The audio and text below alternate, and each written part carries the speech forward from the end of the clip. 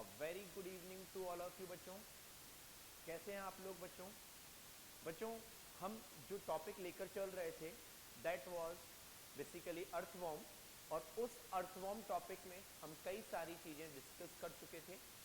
जैसा कि आपको बोर्ड पर दिख रहा होगा, आज हमारे सामने दो डायग्राम्स और हैं जिसके रिगार्डिंग हमको अर्थवॉर्म में दो सिस्टम्स और स्टडी करने हैं।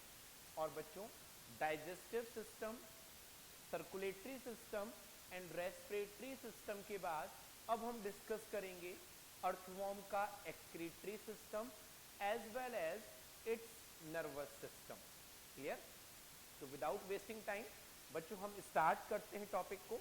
सबसे पहले हम डिस्कस करते हैं अर्थवॉर्म के एक्सक्रीटरी सिस्टम को। बच्चों, जब हम बात करते हैं एक्सक्रीटरी सिस्टम ऑफ अर्थवॉर्म,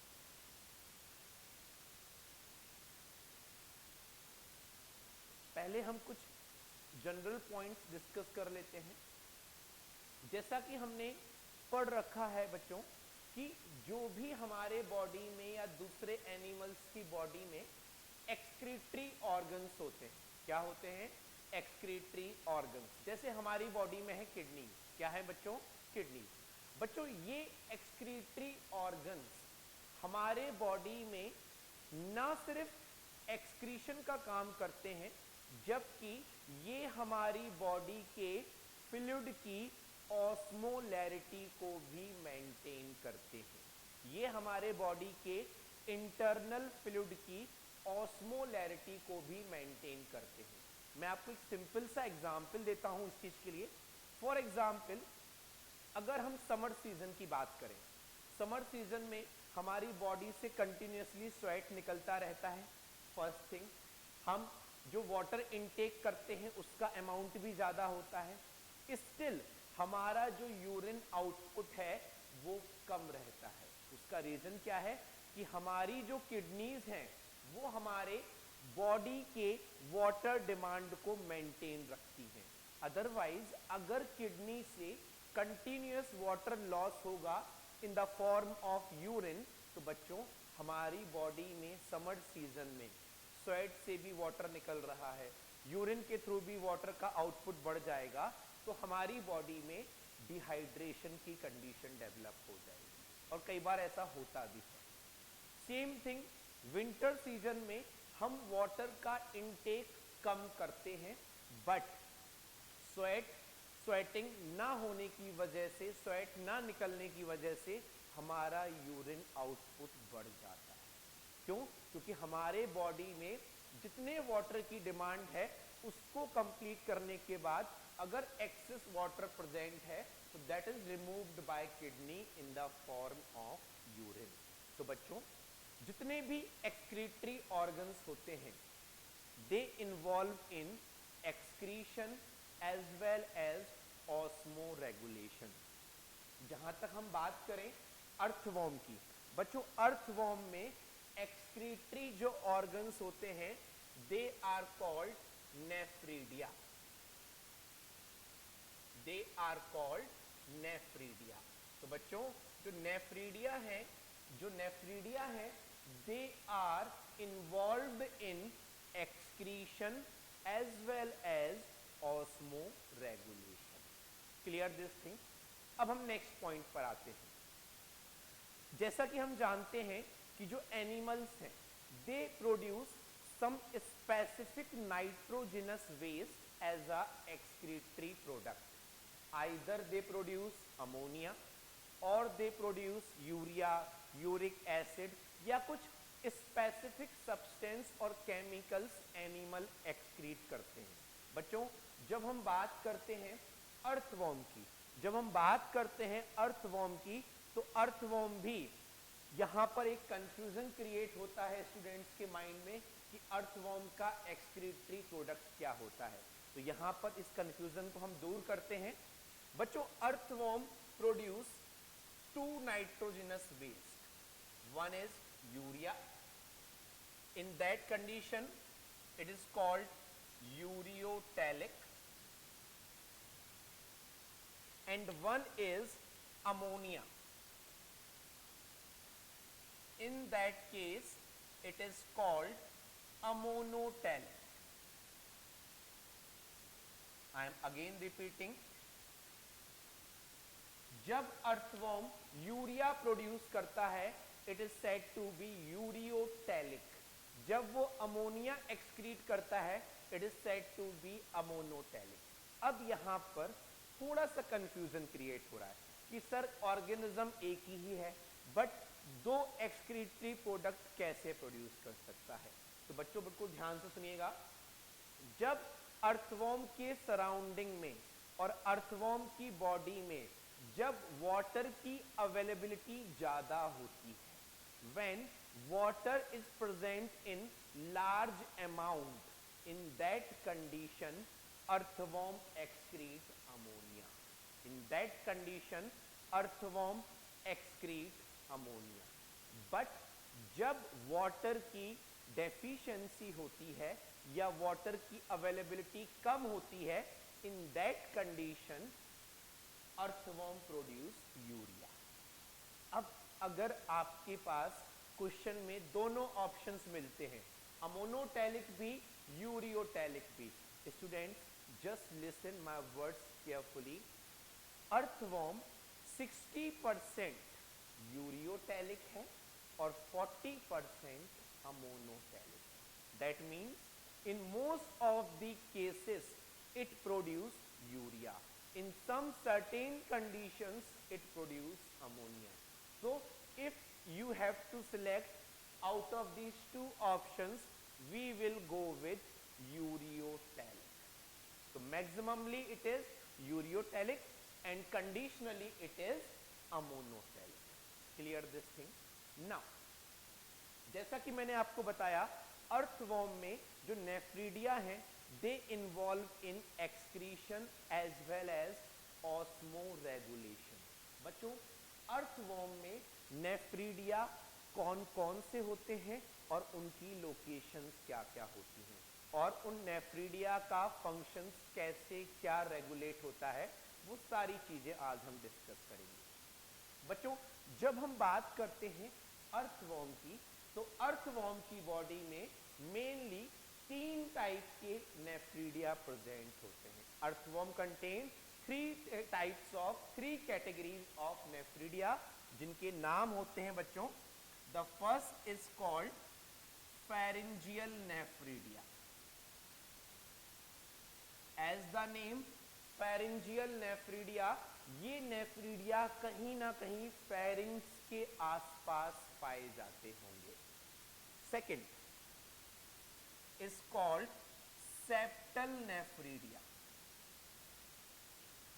ये नेफ्रीडिया कहीं ना कहीं जो अर्थवर्म के बॉडी के पार्टीशंस हैं जिनको हम सेप्टम या सेप्टा कहते हैं, ये कहीं वहीं पर लोकेटेड होते होंगे. और बच्चों the third type of nephridia is integumentary nephridia.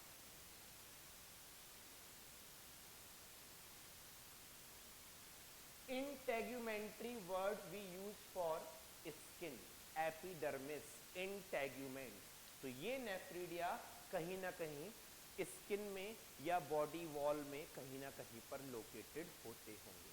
तो as the name nephridia are classified into 3 categories: pharyngeal nephridia, septal nephridia, integumentary nephridia. अब देखो बच्चों यहां पर 2 पॉइंट्स आपको याद रखने हैं. क्या? अर्थवर्म की बॉडी में फर्स्ट 2 सेगमेंट्स को छोड़कर, अर्थवर्म की बॉडी में फर्स्ट 2 सेगमेंट्स को छोड़कर पूरी बॉडी में नेफ्रीडिया प्रेजेंट होते हैं. Nephridia are present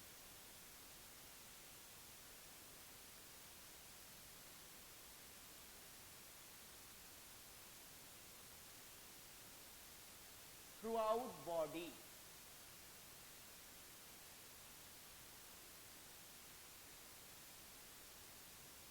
except first 2 segments. Starting के दो सेगमेंट्स को छोड़कर throughout the body nephridia present होते हैं। तो फर्स्ट टू सेगमेंट्स में नेफ्रीडिया नहीं होते, फर्स्ट टू सेगमेंट्स में नेफ्रीडिया नहीं होते। सेकंड पॉइंट बच्चों, इन तीनों नेफ्रीडियाज में से फेरेंजियल नेफ्रीडिया और सेप्टल नेफ्रीडिया, ये नेफ्रीडिया एक्सक्रीटरी वेस्ट को कलेक्ट करके, ये नेफ्रीडिया एक्सक्रीटरी वेस्ट को कलेक्ट करके इस डाइजेस्टिव ट्रैक्ट में डाल देते हैं और वो एक्सक्रीटरी वेस्ट डाइजेस्टिव ट्रैक्ट से होते हुए बॉडी से बाहर निकल जाता है। आई am again repeating, pharyngeal nephridia and septal nephridia, ये नेफ्रीडिया एक्सक्रीटरी वेस्ट को थ्रू आउट द बॉडी से कलेक्ट करके डाइजेस्टिव ट्रैक्ट में पोर कर देते हैं। दैट मीन्स ये जो फेरेंजियल और सेप्टल नेफ्रीडिया हैं बच्चों, they are said to be enteronephric. ये नेफ्रीडिया कहां पर ओपन हो रहे हैं? एलिमेंट्री कैनाल के अंदर। That's why they are said to be enteronephric. Clear this thing? कौन कौन से नेफ्रीडिया बच्चों? Pharyngeal nephridia and septal nephridia. बच्चों बिल्कुल ध्यान से सुनिएगा, फेरेंजियल नेफ्रीडिया और septal nephridia body fluid, blood, इन सब से एक्सक्रीटरी वेस्ट कलेक्ट करके बॉडी वॉल में या डाइजेस्टिव ट्रैक्ट के अंदर इसलिए डाल देते हैं सो दैट डाइजेस्टिव ट्रैक्ट की वॉल उसमें से भी जो एक्स्ट्रा वाटर है उसको एब्जॉर्ब कर सके। दैट मीन्स सिर्फ और सिर्फ बॉडी के बॉडी फ्लूइड वॉल्यूम को मेंटेन करने के लिए, बॉडी के वाटर को कंजर्व करने के लिए ये नेफ्रीडिया बॉडी के डाइजेस्टिव ट्रैक्ट के अंदर ओपन होते हैं। Clear this thing? I am again repeating, what is the role of enteronephric nephridia?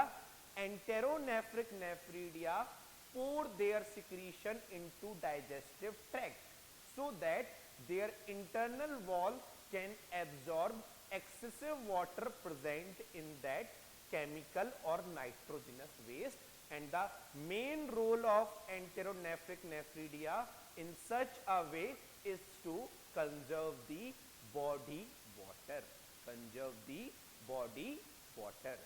Clear this thing? Now the third category, that is called integumentary nephridia. बच्चों integumentary nephridia directly skin के बाहर छोटे छोटे pores की help से open होते हैं। integumentary nephridia directly छोटे छोटे पोर्स की हेल्प से स्किन के बाहर ओपन होते हैं। That's why integumentary nephridia are called exonephric nephridia. They are said to be exonephric. They produce their excretion directly outside the body. और यही रीजन है बच्चों कि इन नेफ्रीडिया का सिक्रीशन ही अर्थवॉर्म की स्किन को मॉइस्ट बना के रखता है। और मॉइस्ट स्किन का बेनिफिट क्या है? Earthworm can easily respire through moist skin. तो उस मॉइस्ट स्किन को मॉइस्ट बनाए रखने का काम कौन करता है बच्चों? Integumentary nephridia. Clear this thing? Yes और नो? नाउ अब हम बात करते हैं अर्थवॉर्म की बॉडी में इन सारे नेफ्रीडिया की लोकेशन। देखिए बच्चों ध्यान से देखिएगा, pharyngeal nephridia are present in fourth segment, fifth segment and sixth segment. Pharyngeal nephridia are present in fourth segment, fifth segment and sixth segment. This is the location of fourth, fifth, sixth segments. Location is location for pharyngeal nephridia. किसके लिए है बच्चों ये? pharyngeal nephridia. अब देखो बच्चों ध्यान से, जो pharyngeal nephridia सिक्स्थ सेगमेंट में है उसकी डक्ट जाकर ओपन होती है, उसकी डक्ट जाकर ओपन होती है बक्कल कैविटी। हमने डाइजेस्टिव ट्रैक्ट में पढ़ के रखा है कि buccal cavity is located from first to third segment like this is the duct of pharyngeal nephridia, जो बच्चों किस सेगमेंट में प्रेजेंट है? Sixth segment. सिमिलरली यहां से जो pharyngeal nephridia सिक्स्थ सेगमेंट में है उसकी डक्ट जाकर ओपन होती है बच्चों buccal cavity that carry excretory waste into alimentary canal through buccal cavity. Similarly, जो फिफ्थ और फोर्थ सेगमेंट पर नेफ्रीडिया प्रेजेंट है, जो फिफ्थ और फोर्थ सेगमेंट पर बच्चों नेफ्रीडिया प्रेजेंट है, उनकी जो डक्ट है that open into pharynx,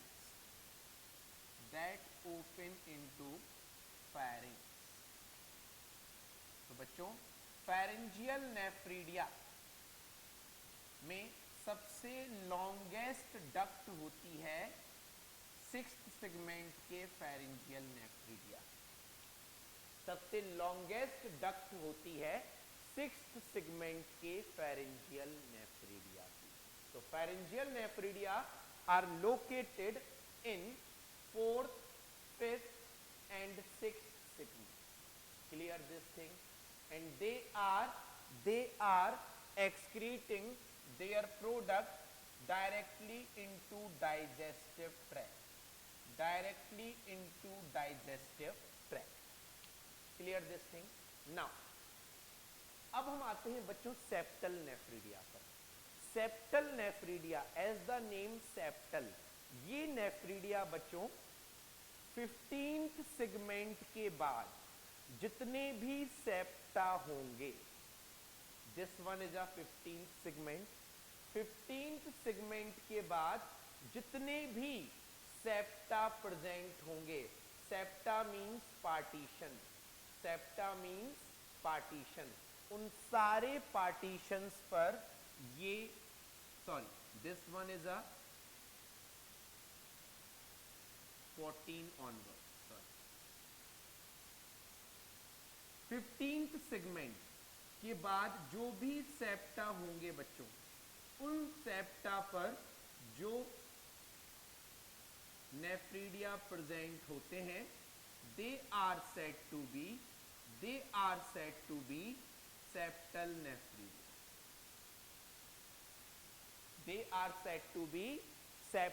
nephridia. तो बच्चों सेप्टल नेफ्रिडिया की location 15th segment onwards last segment तक होती है।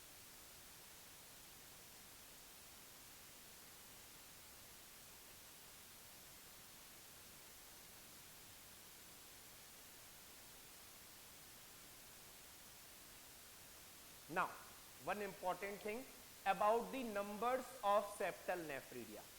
बच्चों एक साइड के सेप्टा में, on one side of septa 40 to 45 septal nephridia are present in each segment. I am again repeating, just listen very carefully. Suppose this one is a 16th segment. Okay, 16th segment में इस पूरे portion में total number of septal nephridia will be 40 to 45। और अगर हम दोनों side के septa को काउंट कर रहे हैं, दोनों साइड के सेप्टा को काउंट कर रहे हैं, तो the count will be just double, that is 80 to 90 और 80 to 100। That will be the number of septal nephridia, that will be the number of septal nephridia. Clear this thing? तो बच्चों pharyngeal nephridia fourth, fifth और six segment में bunches के form में पाए जाते हैं।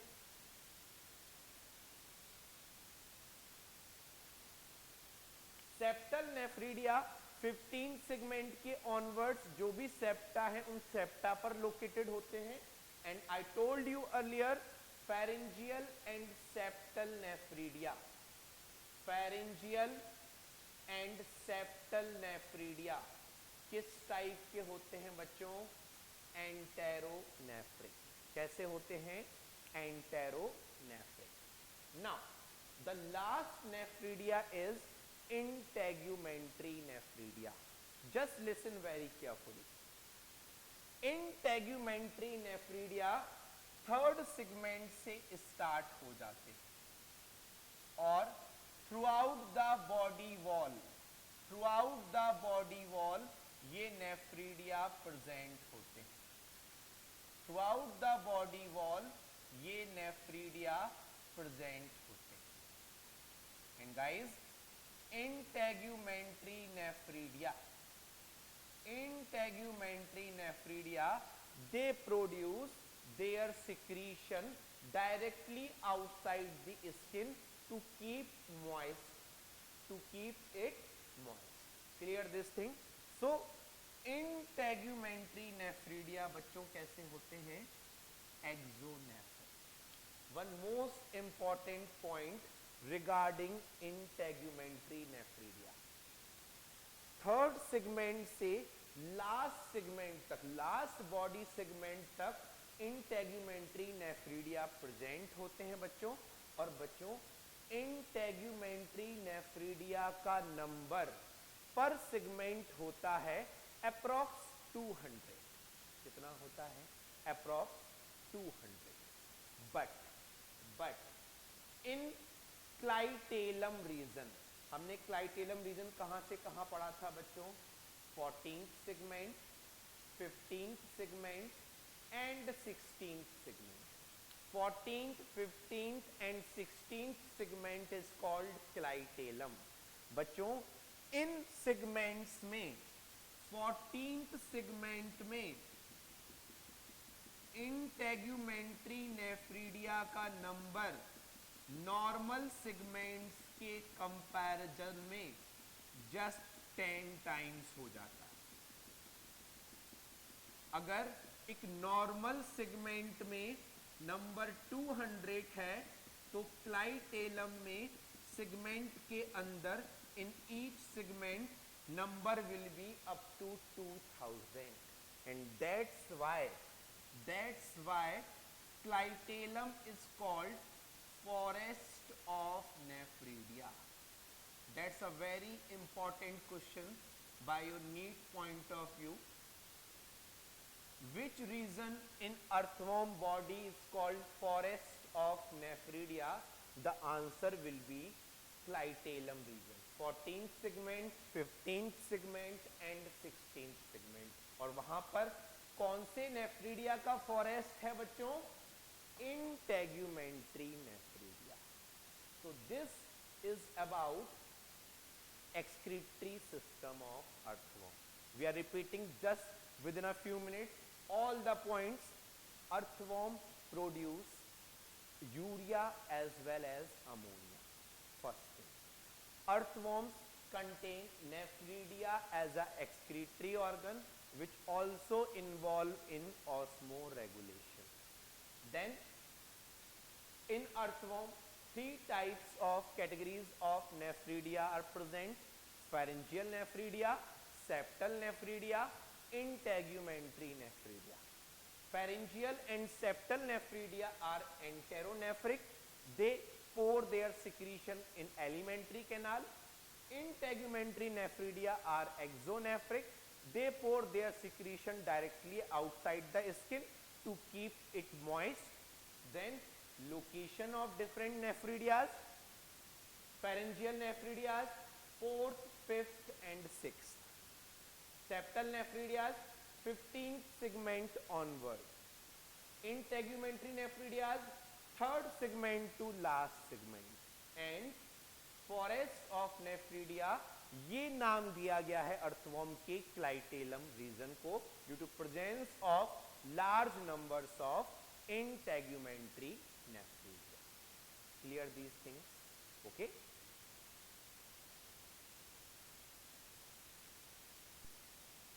बच्चों अब हम बात करते हैं नर्वस सिस्टम की. अगर हम बात करें अर्थवॉर्म के नर्वस सिस्टम की, जैसा कि हमें पता है जितने भी लोअर इनवर्टिब्रेट्स होते हैं, चाहे वो अर्थवॉर्म हो, एनालिड्स हो, चाहे वो आर्थ्रोपोड्स हो, उनकी बॉडी में वेंट्रल सरफेस पर, किस सरफेस पर बच्चों? वेंट्रल सरफेस पर एक नर्व कॉर्ड रन करती है, that is called ventral nerve cord. That is called ventral nerve cord. बच्चों यहां पर जो ये आपको स्ट्रक्चर दिख रहा है, इसको मैं आपको क्लियर करता हूं. अगर हम इस पॉइंट को फेरिंग्स मान लें, बच्चों जब वेंट्रल नर्व कॉर्ड आगे की तरफ मूव करती है तो फेरिंग्स रीजन में जाकर ये दो पार्ट्स में डिवाइड हो जाती है. It bifurcate in pharynx reason. It bifurcate in pharynx reason. और बच्चों फेरिंग्स के बाद, फेरिंग्स के जस्ट ऊपर जाकर ये फिर से कंबाइंड होती है. क्या करती है बच्चों? फेरिंग्स के जस्ट ऊपर जाकर towards head region it again combined. बच्चों जहां पर ये वेंट्रल नर्व कॉर्ड कंबाइंड हो रही है, that region is called supra pharyngeal ganglia. Supra pharyngeal ganglion. Why it is calling suprapharyngeal ganglion? Because it is located above the pharynx. That's why it is called suprapharyngeal ganglion. और बच्चों earthworm में suprapharyngeal ganglion को ही हम brain कहते हैं. क्या कहते हैं बच्चों? ब्रेन. Now फेरिंग्स के नीचे जहां पर बच्चों ये वेंट्रल नर्व कॉर्ड बाइफरकेट हो रही थी, उस एरिया में जो गैंग्लियन बनता है, दैट इज कॉल्ड सब pharyngeal ganglion. That is called सब फेरेंजियल गैंग्लियन. तो बच्चों जो गैंग्लियन फेरिंग्स रीजन में ऊपर की तरफ बन रहा है, दैट इज कॉल्ड सुप्राफेरेंजियल गैंग्लियन, और जो फेरिंग्स के नीचे बन रहा है दैट इज कॉल्ड सब फेरेंजियल गैंग्लियन.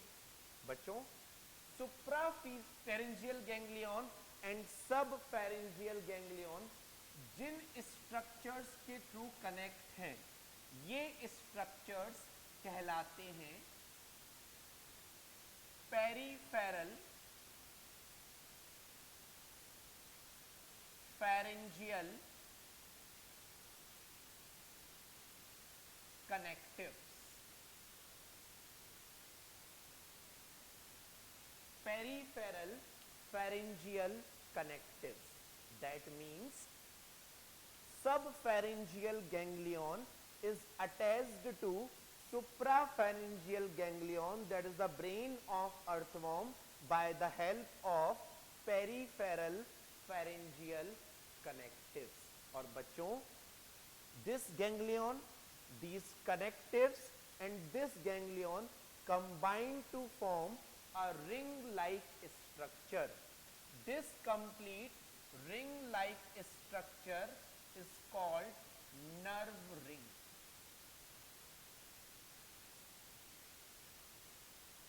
तो अर्थवॉर्म में ventral nerve cord head region पर जाकर एक नर्व रिंग का फॉर्मेशन करती है। अब देखो बच्चों, इस सुप्राफेरेंजियल गैंग्लियन, इन पेरिफेरल कनेक्टिव्स और इस सब फेरेंजियल गैंग्लियन से 2 पेयर्स, कितने पेयर्स? 2 पेयर्स नर्व्स अराइज होती हैं और वो नर्व्स अर्थवॉर्म के इस एंटीरियर पार्ट को सप्लाई होती है। आई am again repeating,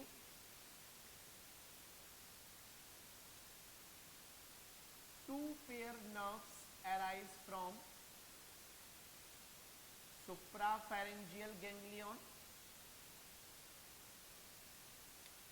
Two pair nerves arise from peripheral connective.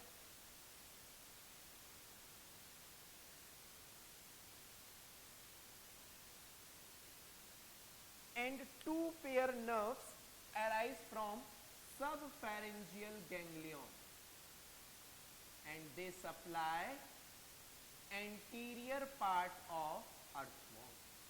They supply anterior part of earthworm. Clear this thing? Now, this ventral nerve cord, in each segment, it form a ganglia. That ganglia is called segmental ganglia. That ganglia is called segmental ganglia. This ventral nerve cord in each segment producing segmental ganglia. बच्चों ध्यान से देखिएगा, इस segmental ganglia से 3 pair nerves arise हो रही हैं। 1 pair anterior nerves and 2 pairs posterior nerves. 2 on this side, 2 on this side. So in this way, each segmental ganglia also producing 3 pair of nerves.